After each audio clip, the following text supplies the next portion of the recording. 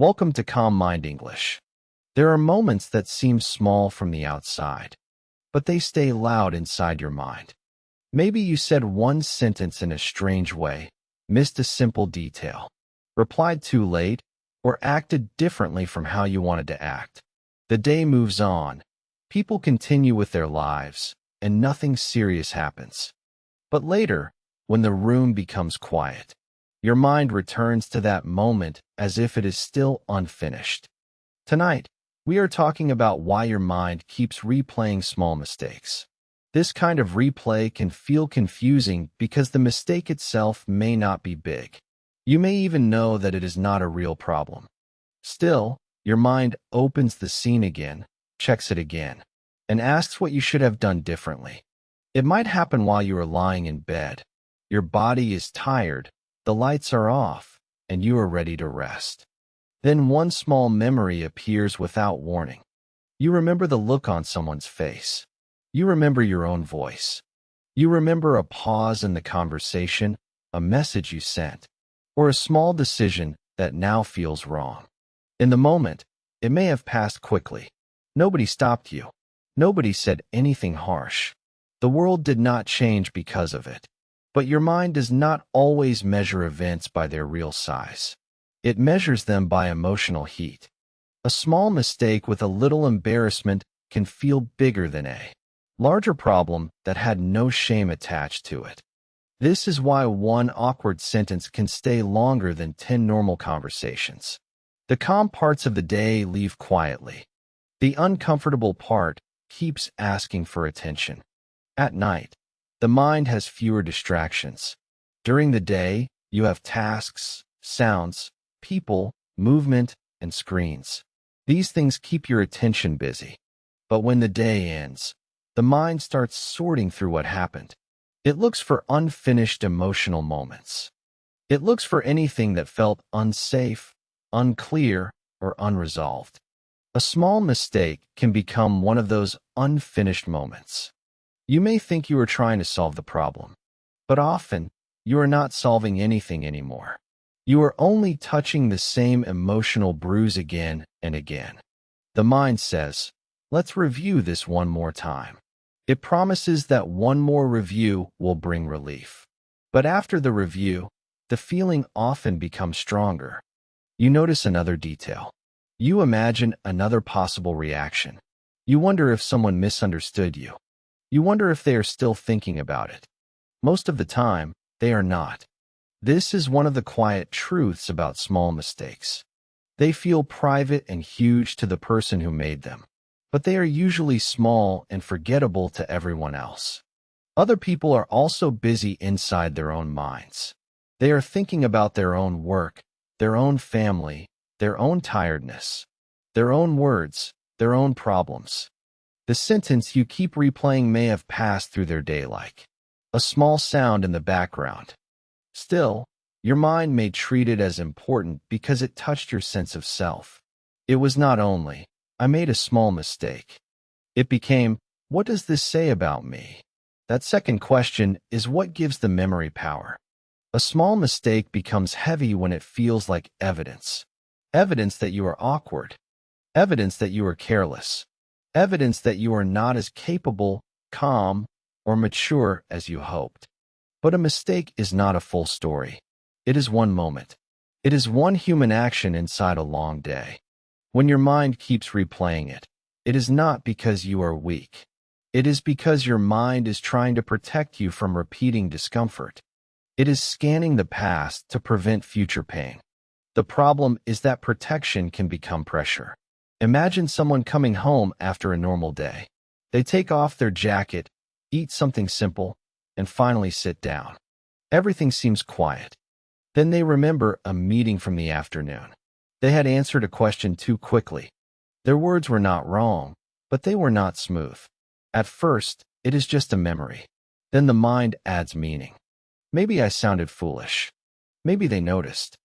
Maybe I should have stayed quiet. Soon, the person is no longer sitting in the evening. They are mentally back in the meeting, watching themselves speak again. This is how replay works. It pulls you out of the present.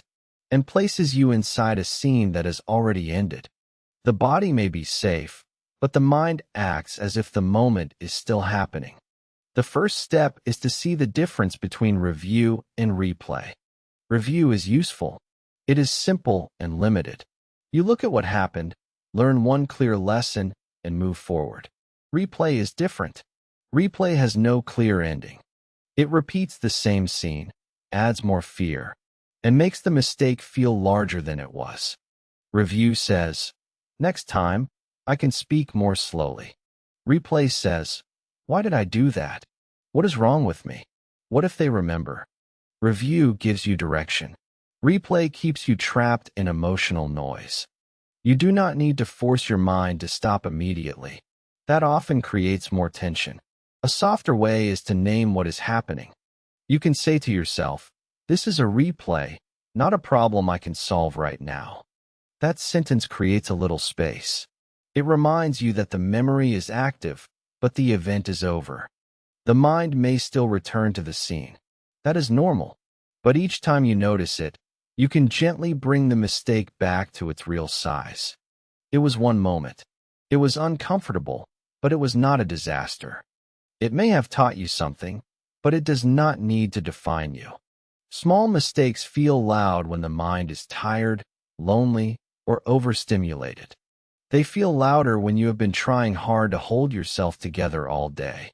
So sometimes, the replay is not really about the mistake. It is about a tired mind looking for something to control.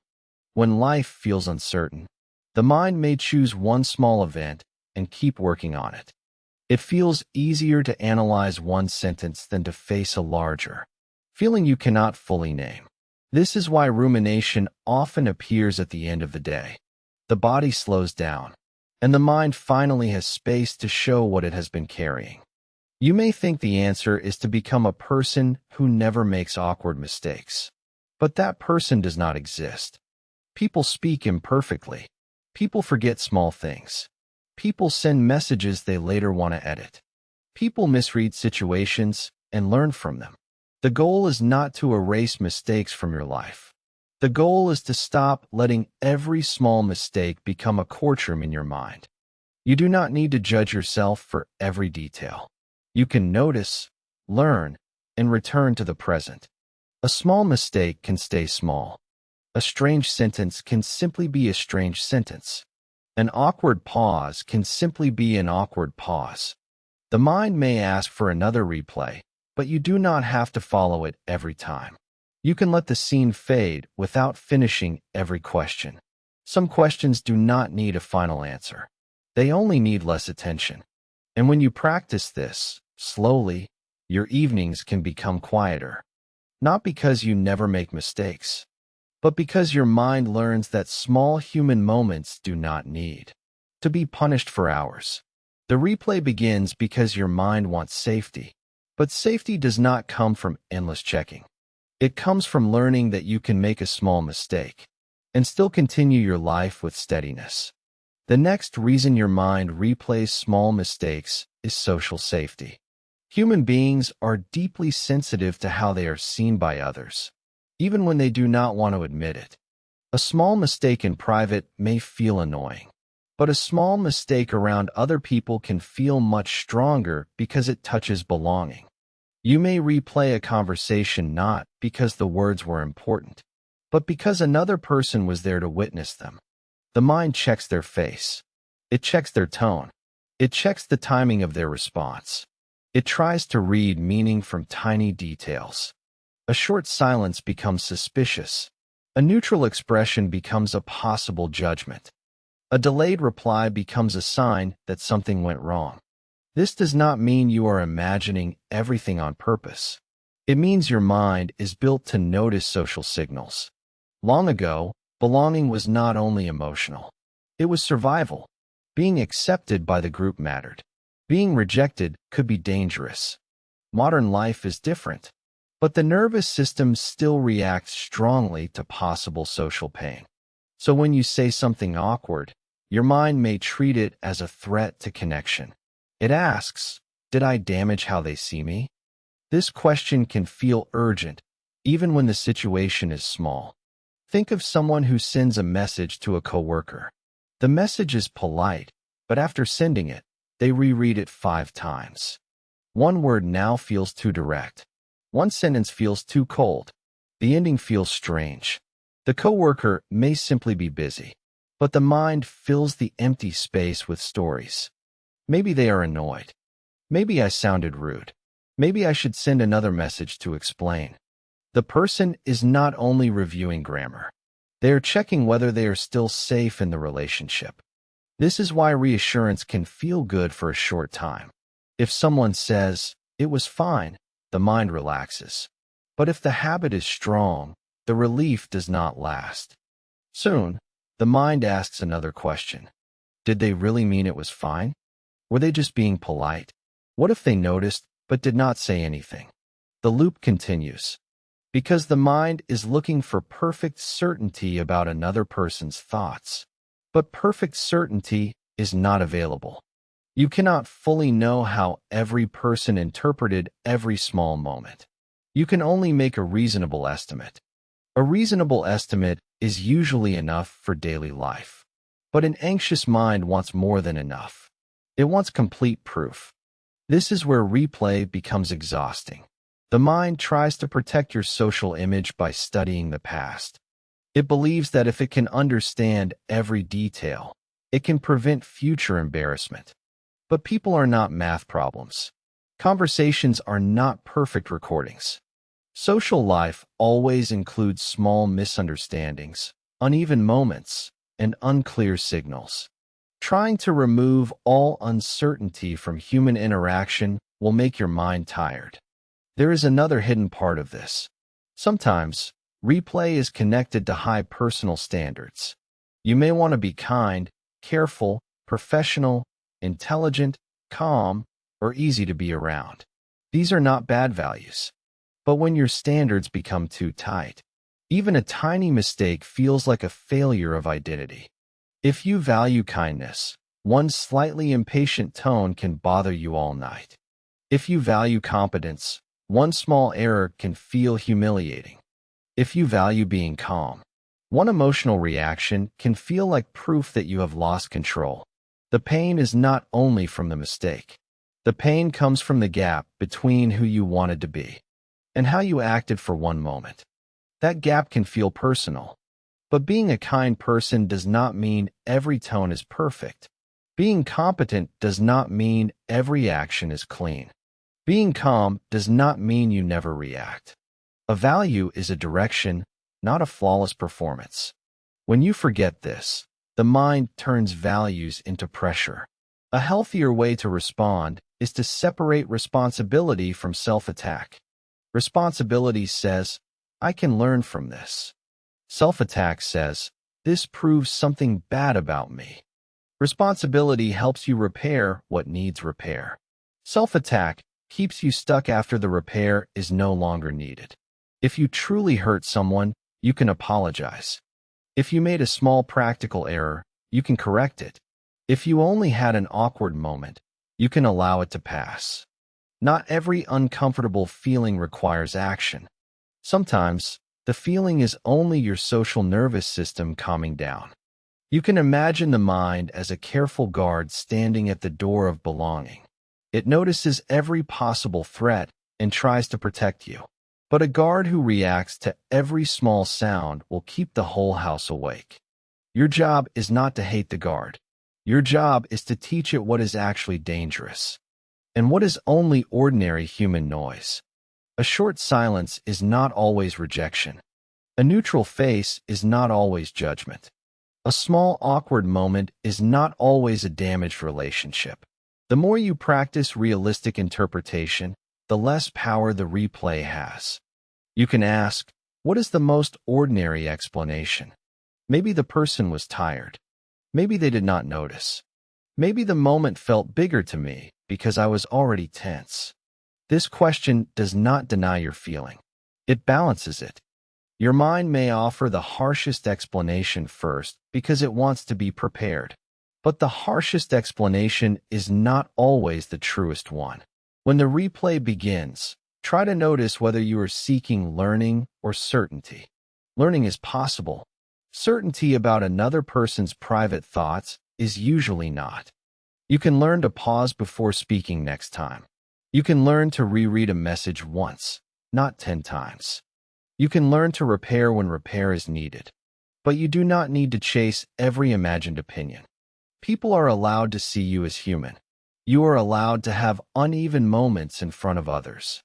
The wish to be seen well is natural. But the need to be seen perfectly will make your mind a prisoner of every small mistake. The replay loses strength when you accept that being liked, respected, or understood does not require perfect behavior in every second. Most relationships survive small, awkward moments. Most people forget them quickly. Most ordinary mistakes do not become a permanent record in someone else's mind. Your mind may keep replaying because it wants to protect your place with others. But you can protect your peace by giving the moment a fair size. The brain also has a simple habit. It pays more attention to possible danger than to ordinary safety. This is useful when there is real danger. But in daily life, it can make a small mistake feel like a warning signal. The brain does not only ask, "What happened?" It asks, "Could this happen again, and could it hurt me?" That question can turn a tiny event into a loop. For example, you forget a small detail at work. The detail is corrected quickly. Nobody is angry. But your brain marks the moment because it carried risk. Maybe the risk was embarrassment. Maybe it was being seen as careless. Maybe it was losing control. Later, the brain brings the memory back because it wants to study the risk. This is one reason replay feels automatic. You are not always choosing it. The brain is bringing up material it believes is important for future safety. The problem is that the brain can overestimate the lesson. A small mistake may need one practical lesson. The brain may try to create 20 emotional lessons. Instead of, "Check the date before sending," it becomes, "I always mess things up." Instead of, "Speak more slowly next time," it becomes, "I should not talk unless I am completely sure." This is how the brain turns a correction into a restriction. It begins with protection, but it can end by making life smaller. When your mind keeps replaying a small mistake, it may be trying to reduce uncertainty. The brain dislikes open loops. It wants clear endings. A mistake creates an open loop because something did not go the way you wanted. You wanted to sound clear, but you sounded nervous. You wanted to be careful, but you missed something. You wanted to appear relaxed, but you acted stiff. The brain asks, "How do we close this?" If there is a clear action, closing the loop is easier. You can correct the error, apologize, write a note, or make a plan. But many small mistakes have no clear action. They are already over. Nothing needs to be fixed. This is where the brain struggles. It tries to close the loop with more thinking. But thinking is not always closure. Sometimes, closure is the decision to stop treating the moment as unfinished. You can tell yourself, "There is no useful action left here." This is different from ignoring responsibility. It is recognizing the limit of responsibility. If you have learned the lesson and no repair is needed, more replay does not make you wiser. It only keeps your nervous system active. Another brain pattern is emotional memory. The brain stores moments with strong feelings more clearly than neutral moments. A normal sentence may disappear from memory quickly. An awkward sentence may stay sharp because it came with embarrassment. The feeling acts like a highlight marker. That does not mean the event was important. It means the emotion was strong. This is an important difference. Emotional intensity is not the same as real significance. A small mistake can feel intense and still be small. A memory can be vivid and still not be important. A thought can be loud and still not be true. When you understand this, you can stop using intensity as proof. You may feel a strong wave of shame, but that does not mean you did something terrible. You may feel urgent worry, but that does not mean danger is present. Feelings are signals, but they are not always accurate reports. The brain also learns from repetition. Each time you replay a mistake with fear, the memory pathway becomes stronger. The mind starts to recognize the memory as something important because you keep returning to it. This is why arguing with the replay for hours can make it more sticky. You are not only thinking about the memory, you are training your attention to find it again. A better approach is brief, calm labeling. This is the mistake memory. This is my brain trying to protect me. This is not an emergency.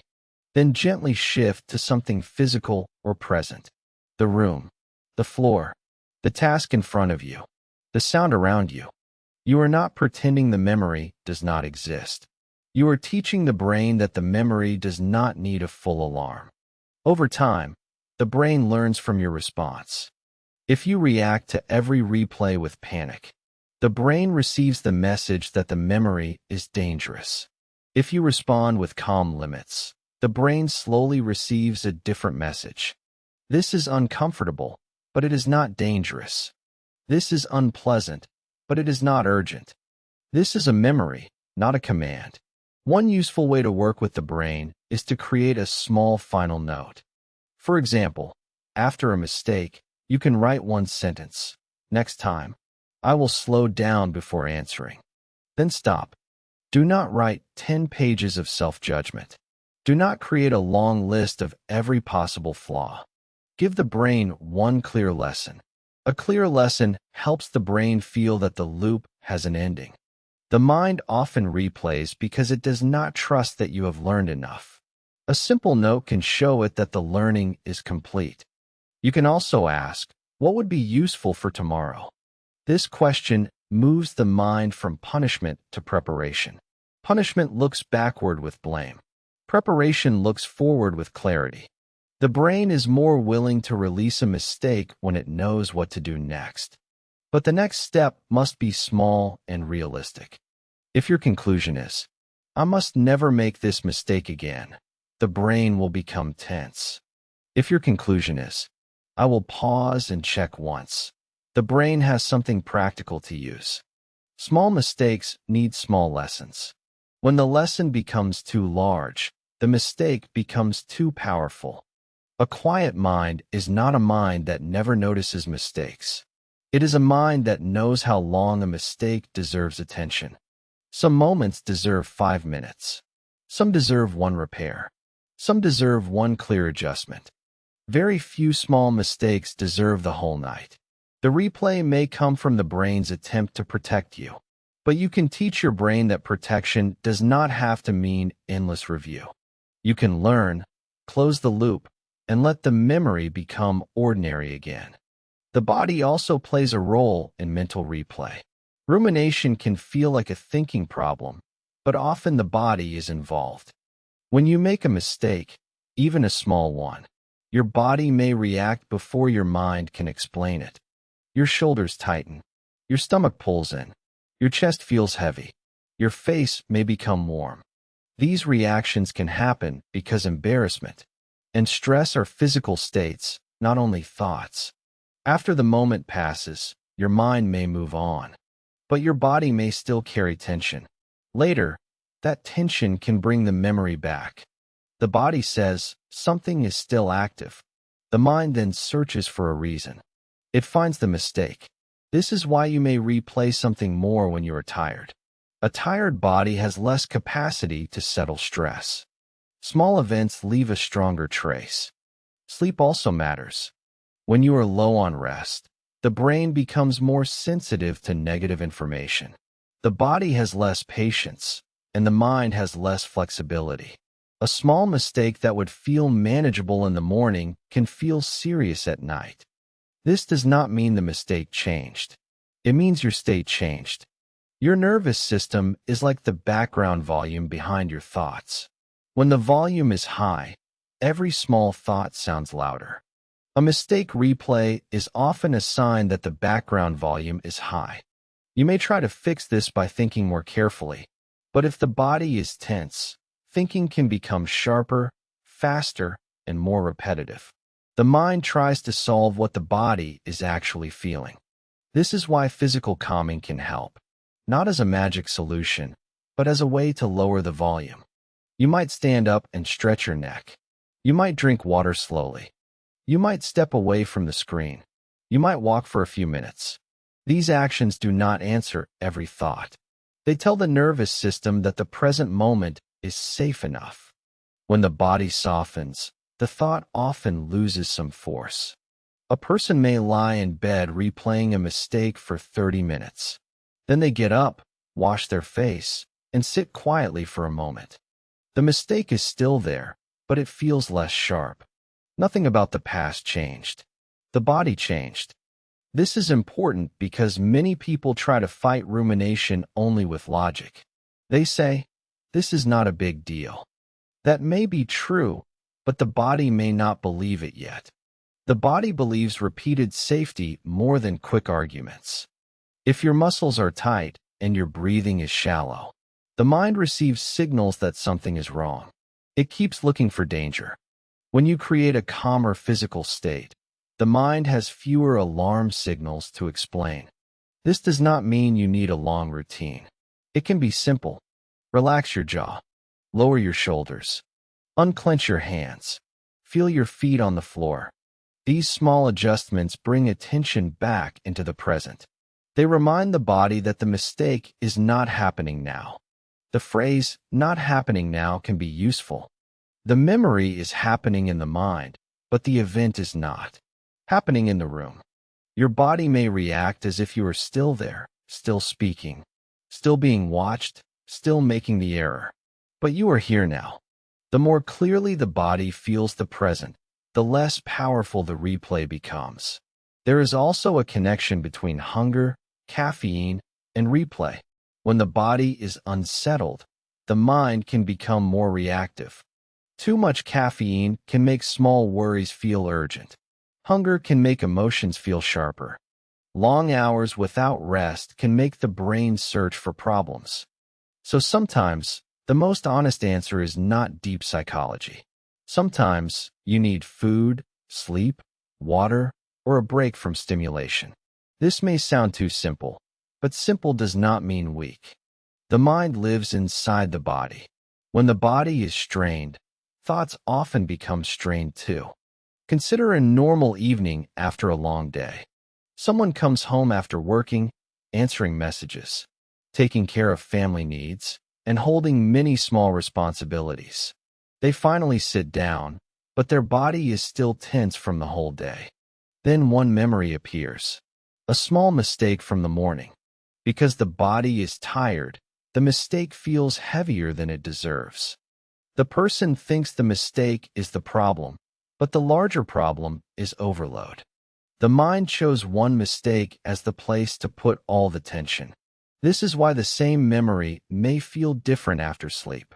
In the morning, it may seem smaller, almost boring. You may wonder why it felt so intense at night. The answer is that the nervous system was carrying the memory in a tired state. When you notice this pattern, you can stop trusting nighttime thoughts too much. Night thoughts are not always false, but they are often less balanced. They can be narrow and heavy. You can say, "I will not make a final judgment about myself tonight." This is a strong boundary. You are not denying the mistake.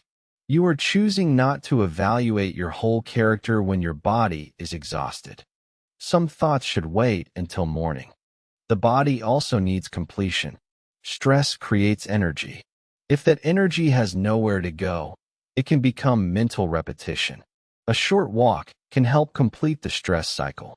Gentle movement can tell the body that it does not need to stay frozen around the mistake. Even cleaning one small area, folding clothes, or preparing tomorrow's bag can help. The body likes concrete action. Rumination is often abstract. The body feels better when it touches something real. This is why grounding works. It brings the nervous system out of imagined scenes and back into physical reality. You are in this room. This is the chair. This is the blanket. This is the sound outside. The mistake was then. This is now. The body may need to hear that more than once. You do not have to force peace. You can simply reduce the conditions that make replay stronger. Less screen checking at night. Less caffeine late in the day. A little more movement. A slower transition before sleep. These small changes make the mind less likely to search for old mistakes in the dark. Rumination is not always a sign that something is wrong with your life. Sometimes, it is a sign that your nervous system has not had enough time to land. The mind keeps replaying because the body is still activated. When the body settles, the mistake can return to its real size. Modern habits can keep small mistakes alive longer than they need to stay alive. In the past, an awkward conversation ended when people walked away. There was no message history to reread, no social feed to check, no endless record of small interactions. Now, many moments remain visible. You can reread what you sent. You can check whether someone replied. You can compare your life with someone else's polished image. These habits give the mind more material for replay. A small mistake does not stay in memory only. It can stay on a screen. You look at the message again and notice a word you dislike. You check the time they replied. You wonder why their answer was short. The phone becomes a tool for inspection. At first, checking feels like a way to reduce anxiety. But often, it trains the mind to doubt more. Each time you check, you teach your brain that the mistake might be important. You teach it that relief depends on more information. But more information does not always bring peace. Sometimes it creates more questions. A short reply becomes a problem. A missing emoji becomes a clue. A seen message becomes a story. The environment around you can also support replay. A cluttered desk, an unfinished list, open tabs, and constant notifications can keep the mind in a state of unfinished attention. When the mind already feels scattered, one small mistake can attach itself to that scattered energy. The room may be quiet, but the mental environment is crowded. This is why physical space matters. A calmer space does not solve every thought, but it lowers the number of signals competing for attention. When everything around you looks unfinished, the mind is more likely to search for unfinished emotional moments too. A small reset can help. Close the laptop. Put the phone away from the bed. Clear one small surface. Write tomorrow's most important task on paper. These actions tell the mind, today has an ending. Many mistake replays happen because the day never fully closes. Work enters rest. Messages enter bedtime. Social comparison enters quiet moments. The mind keeps processing because nothing has clearly stopped. If you want fewer replays, create stronger endings. An ending does not need to be dramatic. It can be a simple habit. At the end of the day, write down one thing you need to handle tomorrow. Then write one thing that is finished for today. This gives the mind a structure. It separates active problems from closed ones. A small mistake that needs no action can go into the closed category. The habit of rereading conversations is especially powerful. It looks harmless, but it can become a quiet form of self-surveillance. You search your own words for evidence against yourself. Was I too much? Was I too quiet? Did I sound strange? Did I explain enough? The more you inspect, the less natural you feel.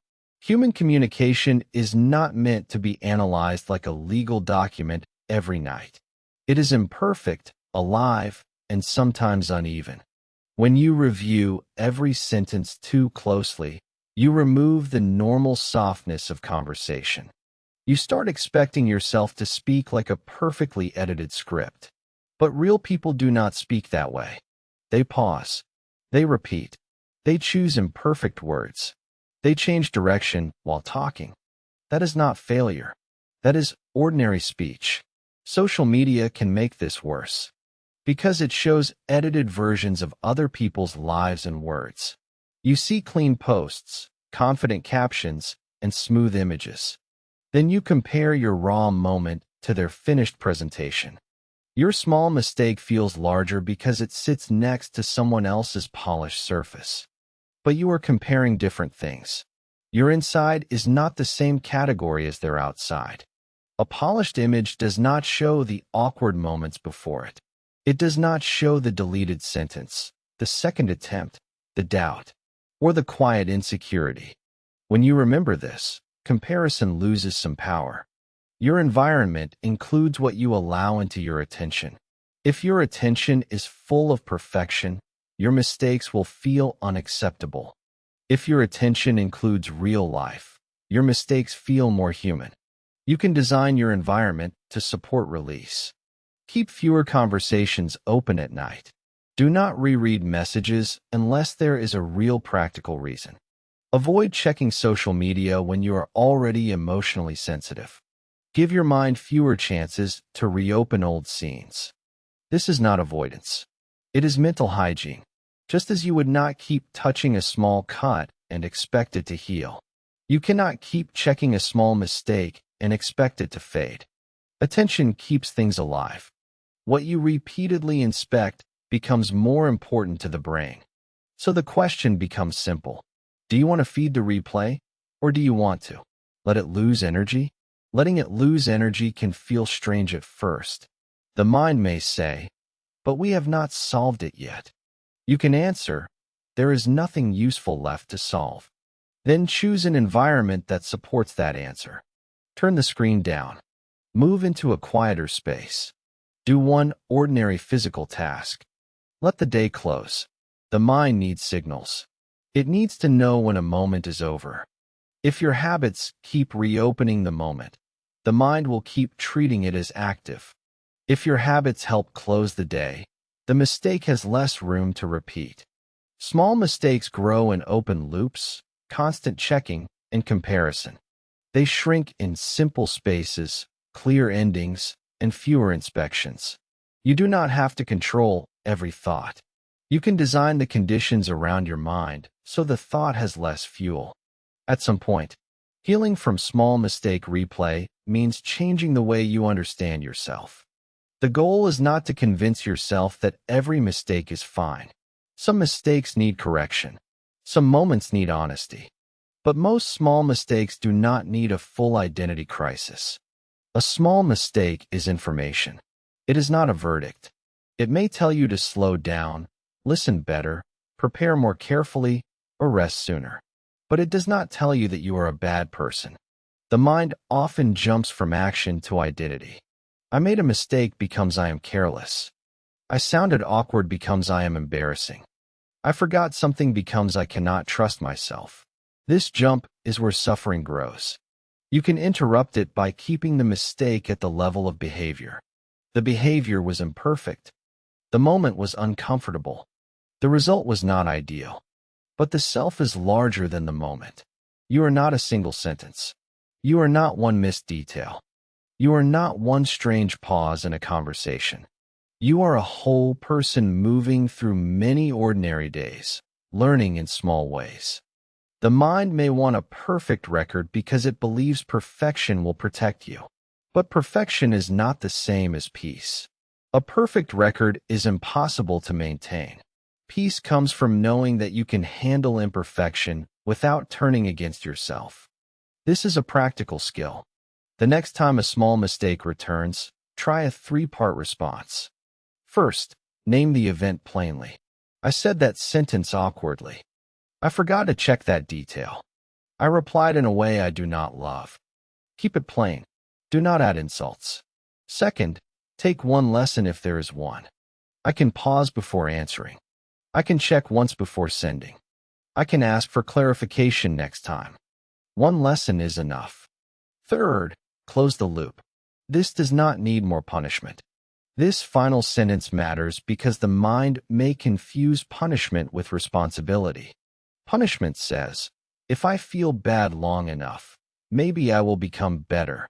But lasting growth does not come from endless self-punishment. It comes from clear awareness and steady practice. You can be responsible without being cruel to yourself. This is not softness in a weak sense. It is accuracy. A small mistake deserves a small response. A serious mistake deserves a serious response. When every mistake receives the same emotional punishment, your mind loses proportion.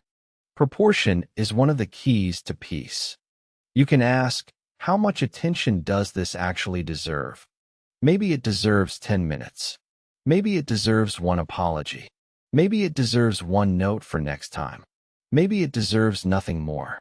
When you give a mistake the right amount of attention, it stops taking more than its share. This takes practice because the mind may return out of habit. A replay can appear even after you have made a healthy decision. When that happens, you do not need to start the whole analysis again. You can simply say, I already learned from this. Then return to the present. The present may be simple. Washing a cup, turning off a light, preparing clothes for tomorrow, sitting quietly for a few minutes. Small present actions can be stronger than long mental arguments. They remind you that life is continuing. The mistake is no longer the center. One grounded image may help. Imagine placing the small mistake on a table in front of you. You do not throw it away. You do not worship it. You look at it with clear eyes. You take the lesson from it, like picking up one useful tool.